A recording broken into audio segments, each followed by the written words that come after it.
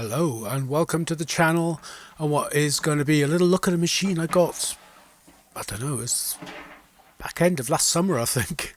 This was a Facebook Marketplace collection. I think it was about £25 or something like that, and yeah, it looked like a nice little retro machine, so I jumped on the chance. The guy seemed to know what he was doing. He said it had been a bit of a project of his and that he'd given it a damn good clean and it was just looking for a new home basically. So I zoomed around to his house immediately and fetched it back to join my collection. So as you can see, it's one of those kind of, I don't know, early 2000s or turn of the millennium sort of blue cases that were kind of popular at the time. I remember getting one of these the first time I got my Athlon Socket A machine. It was the first time I had one of these. Had a few of these since. I do kind of like them. They remind me of that period when I got into early Windows XP gaming. But yeah, let's take a look inside and see what we've got on this one. There were no screws holding the side panel on, so that's easily rectified. So yeah, it's a cool machine. You can see it's got a slot 1 and a socket 370. Nice to have these boards. I've got one other that I've never really messed around with, so we'll get a proper look at this one. This hard drive I remember from last year I shoved in. It had Windows 98 already installed from another machine just to see if it worked. So that is still in here. We'll just probably format that and start again with a fresh copy of Windows 98. The floppy drive was also up in the top in the 3.5 drive bay. Instead of, it's got one of these like faceless slot things on the front. We'll see that in a second. It came with a single slot of RAM, I seem to remember, but this has got 256 megs in, so I probably upgraded that at some point. But like I said, I just grabbed a few things just to get it up and running. Had a little bit of a mess around with it, but didn't really look at the motherboard or anything. So yeah, this is the graphics card that came with it. So yeah, nothing terribly exciting. Yet another Rage 128 to add to my collection. Not a Rage 128 Pro, just a Rage 128. So I wanted to do something kind of specific in this video, and we're not really going to be doing gaming. I don't know whether I'll leave this card in. I might swap it out for something else, but yeah, we're going to try and look at those slots with a couple of different processors. It came with this CodeGen 300 watt power supply. Not heard of CodeGen before, I don't think, or Codigan, I don't know how you pronounce it. CodeGen because we have code generators at work and everybody calls them CodeGens. But it looks like a nice clean unit. Like I said, the guy said he'd dusted it and vacuumed it, and does indeed. It looks immaculate. So for once, I'm not going to have to dig out any dust bunnies. But yeah, we'll just get everything disconnected and then we'll get the motherboard out and take a closer look. So yeah, before we get the motherboard out, I just remembered there is a sound card in there. So like at the end of last year, I think this was just because the hard drive that I grabbed had Sound Blaster 16 drivers already on it, so I just grabbed this Vibra 16 and shoved it in there just to get some basic sound going. So yeah, this isn't really going to be a video about testing that it works, because I know it does work. It's going to be more about having a little look at the board and try to get it set up as well as it can be set up. So yeah, it is a nice case. It's got a few scratches on it, but nothing major. It feels fairly solid. It'd be a nice one just to have to do builds in if I don't keep. But I think I'll try. I think I will keep this board in here just so I've got. I'll compare it with my other one that has both these 370 and the slot 1 on it. See which one's the best, and probably they can live in here as my machine that has that thing to experiment with. Because I have plans to do some experiments with this kind of board in a little while, which I'll explain later because it's got something to do with this video.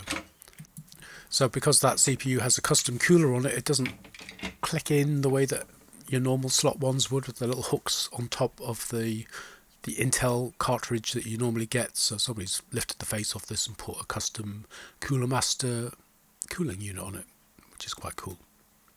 Pardon the pun. The board is P6 BAT A+ from ECS. And underneath that shiny heatsink is a chipset from VIA. So if we go over to the other side, we can see that we've got the chipset from the Apollo Pro 133A chipset. So yeah, not Tualatin compatible, but this is kind of interesting. You'll see why in a little bit. I'm not quite sure about what might be going on with this chipset, but some weird shit happened, let's just say that. The BIOS is from Award, dated 1998. So it's a nice clean board, nice slot A, nice socket 370, 3 RAM slots, and that's PC 100, 2 ISA, 4 PCI, and 1 AGP. Alas, it's just 3.3 volt, no universal AGP, which is always a handy thing to have on motherboards. But yeah, pleased to have another one of these dual slot stroke socket boards to have a play around with. So then we take a look at the CPU that came with it, with funky Cooler Master cooler on it. So it's 733 megahertz with 256 kilobytes of level 2 cache, and it's 133 bus speed, 1.65 volts. So this is clearly a copper mine. And so what are we going to do? This is what we're going to do. I just happen to have another 733 copper mine with the same spec for socket 370. Now, I know that there was a crossover period in the early Pentium II era into the Katmai core socket 1 stuff. The cache wasn't on the die, it was separated, it was out on the board, so the level 2 cache wasn't actually on the chip itself. This one, I think, is going to have, yeah, I'm 99% sure that this will be a copper mine. It'll have the cache on the die the same as the other chip, but I thought for now it'd be interesting just to see if there's any difference whatsoever between the socket 370 and the slot 1 using the processors in each for exactly the same spec. Basically, I doubt there will be. I thought it'd be a fun little experiment. It's given me an idea because I'm now seeking out a Katmai slot 1 and a copper mine socket 370. This is, I believe, essentially Katmai and copper mine are the same apart from the cache bits and pieces. Correct me if I'm wrong. So I thought it'd be an interesting little fun thing to do on this board if I can get hold of some kind of Katmai with the same bus speed and multiplier as some kind of socket 370. So that'll be a future video. But in the meantime, we're just going to compare like for like and just see if there's any kind of infrastructural differences in the processor on the same board. It also dawned on me I've never actually had a look inside one of these cartridges, so it should be an easy thing to do, given that this has got a custom cooler and it's just a little clip. As you can see, it pops out. You can see the thermal pad that originally came with this Cooler Master cooler is there, and it's all very dry. There's nothing really cooling going on with it anymore, I don't think. But yeah, there we go. That's the first time I've actually opened up one of these things and had a little peek. So you can see to the right where that circle is probably, I believe, where the external cache would have been on a Katmai. So we'll find out when I get one, but obviously this one has the cache on the die. We'll take a quick look on the other side of the chip and see if there's anything interesting going on there. I doubt it, but we'll take a look anyway. So the first real OEM PC I bought for myself was a Pentium II 266 from Dell. Having previously seen nothing but 486s and 286s and Pentiums, it was fascinating to get one of these cartridges. I think these cartridges are an awesome idea, just because you don't need them for the cache anymore. Just so much easier than dicking around with chips and thermal paste and stuff just to be able to slot one of these things in. It would just be a lovely thing to have continued doing it, obviously with ever greater coolers strapped to the sides of them, but all you have to do is buy it and shove it in. You don't have to faff around. So I did wonder if the dies were just going to be the same, but they're not. I don't know if that one on the left, it must be a special one because it hooks out. It doesn't hook out to a PGA pin grid.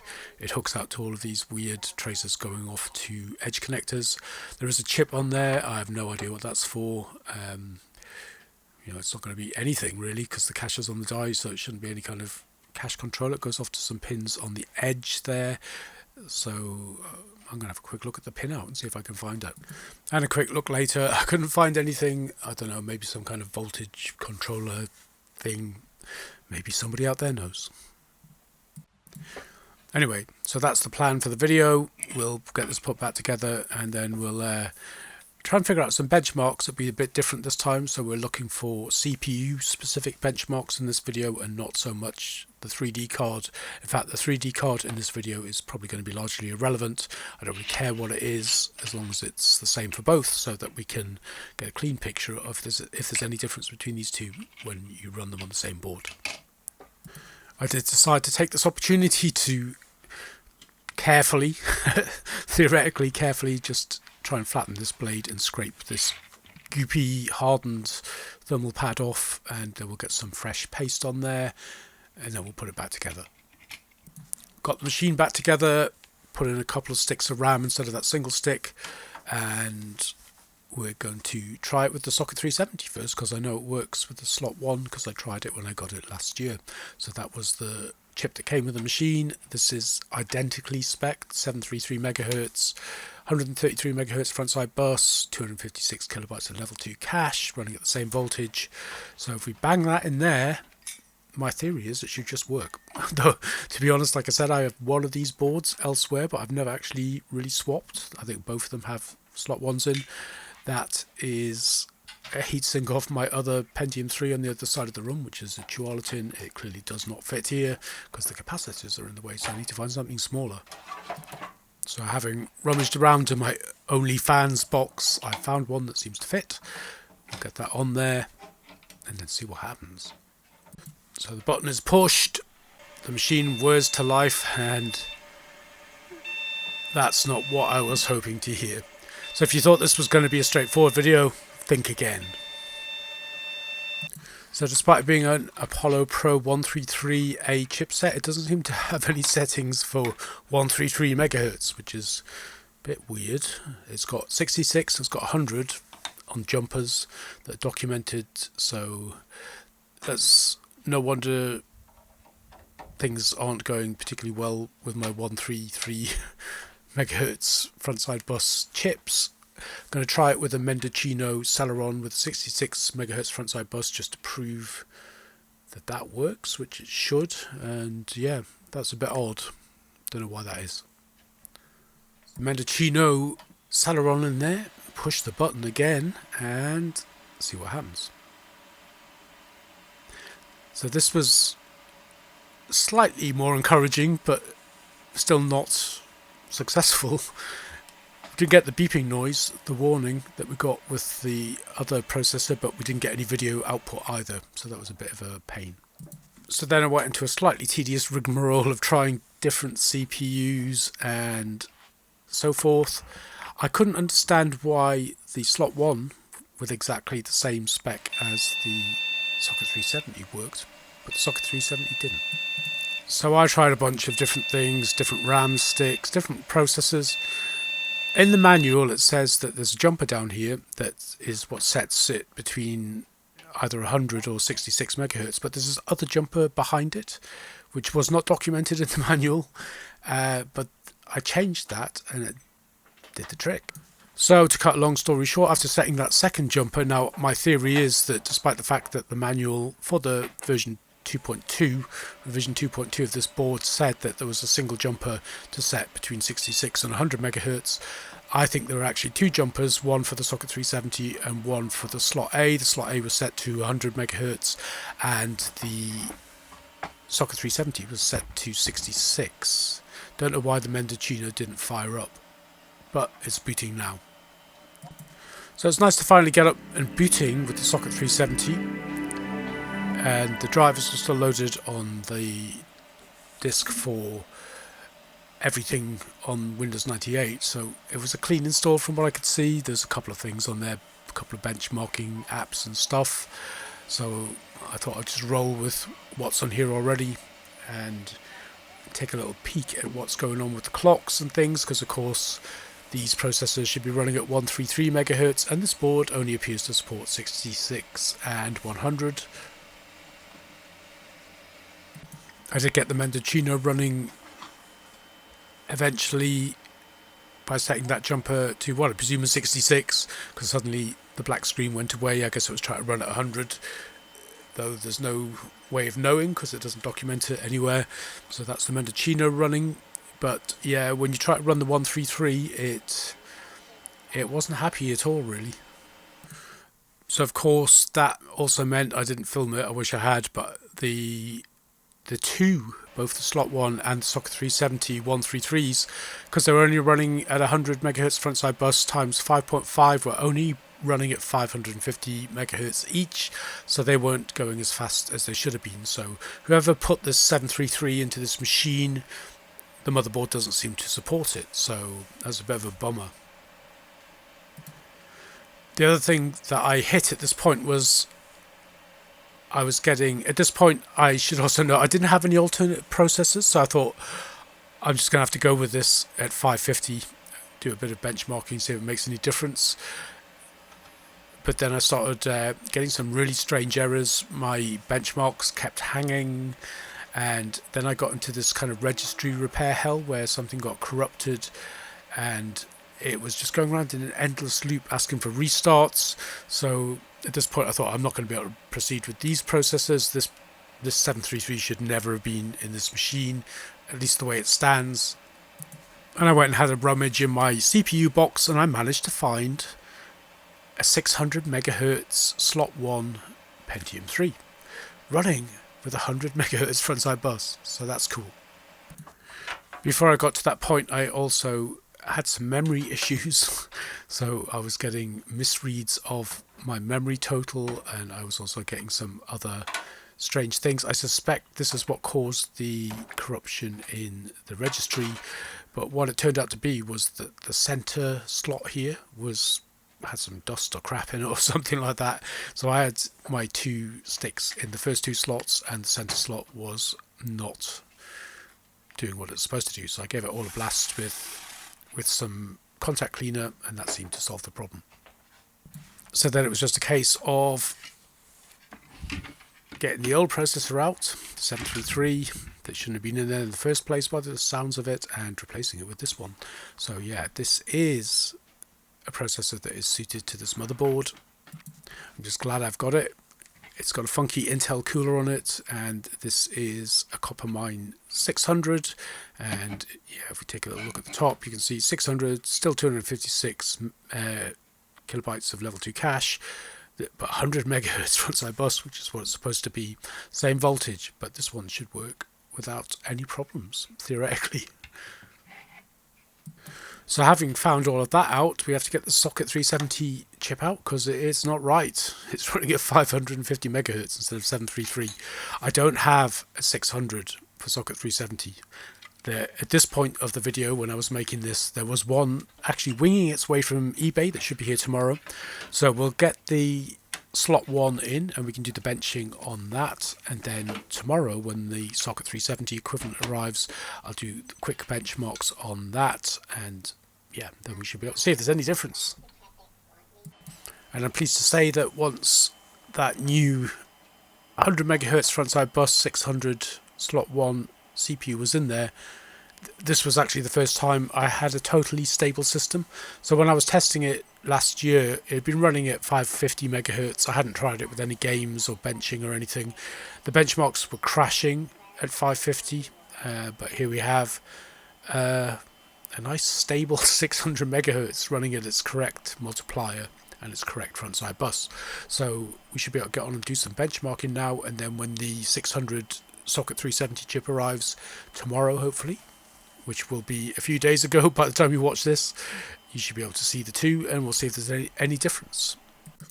One thing I did decide to do, which is something that I don't do very often on my old systems, mostly because I'm scared of wrecking them, is I decided to upgrade the BIOS on this one. So I found the very last BIOS for this motherboard, which was June 1999, I think, from memory.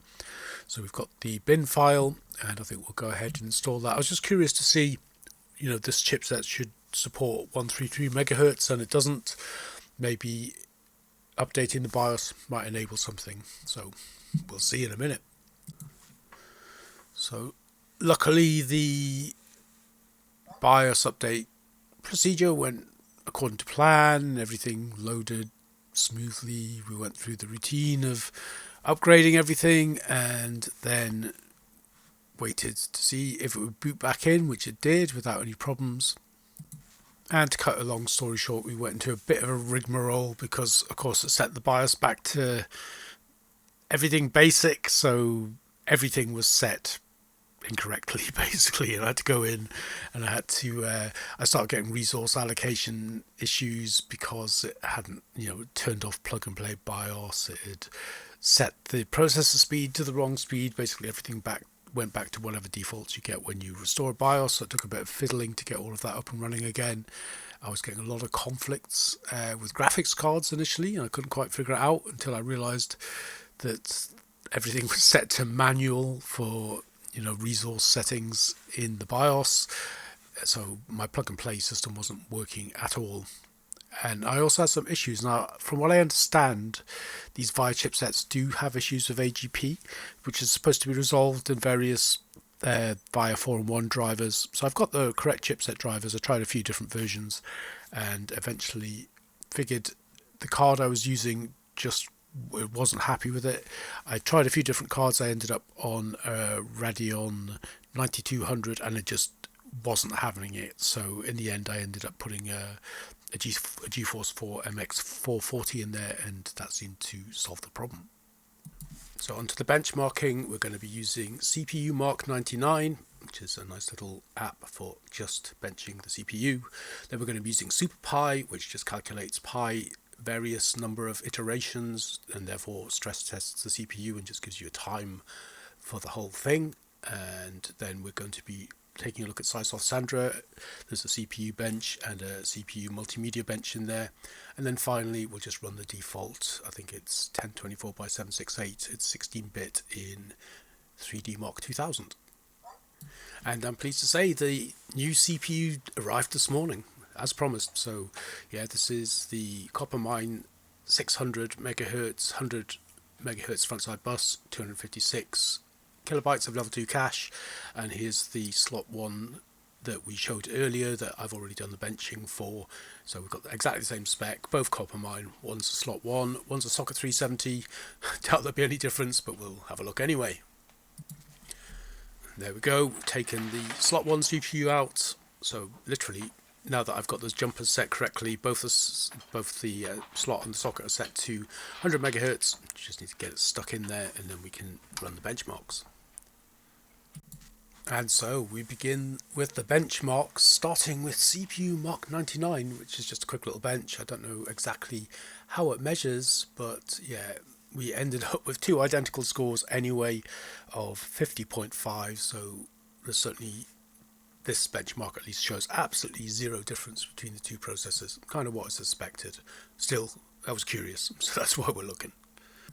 So next bench is SuperPi. SuperPi is not one that I've come across before, so basically you're calculating pi to a precision of your choice, and we chose 1 million digits, so I guess that's going to give it a reasonably good workout. From what I gather, that's what you'd average, the average kind of thing you'd use for a CPU check like this. It's nice to have this one on my arsenal for future use, but again, we can see that the scores are very, very similar, literally 5 seconds in it. And yeah, so you'd say that the processors are operating exactly identically in this test. So next up is SiSoft Sandra, which actually has two CPU benchmarks. Remember, this used to come free on a lot of computer disks back in the day, good for system information and good for benchmarking too, which is what we're going to be using it for right now. So there's two CPU benchmarks built into this. One's just a CPU benchmark and another one is a multimedia CPU benchmark. So straight away we can see scores are even again, surprise, surprise. We've got our CPU dry stones which are measured in MIPS, so that's millions of instructions per second, and the CPU wet stones are measured in, I don't know if that is mega floating points per second, M flops. So yeah, there you go, no difference at all.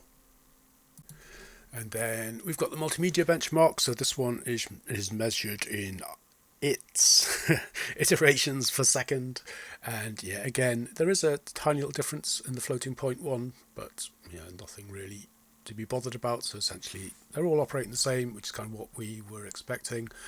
I was curious to take a look though. You never know, there might have been some little differences in the way that those sockets are handled, but it doesn't look like it.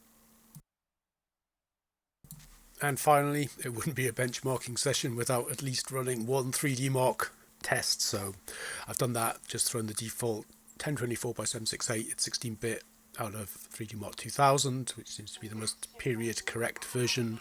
And yeah, again, we can see there is a couple of tiny little differences, but nothing significant. So nothing that would make any difference to you whatsoever.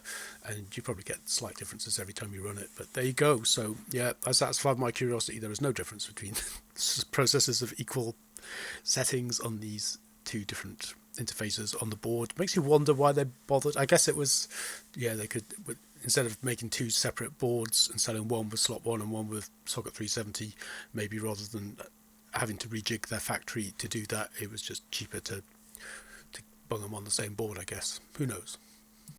So there you go.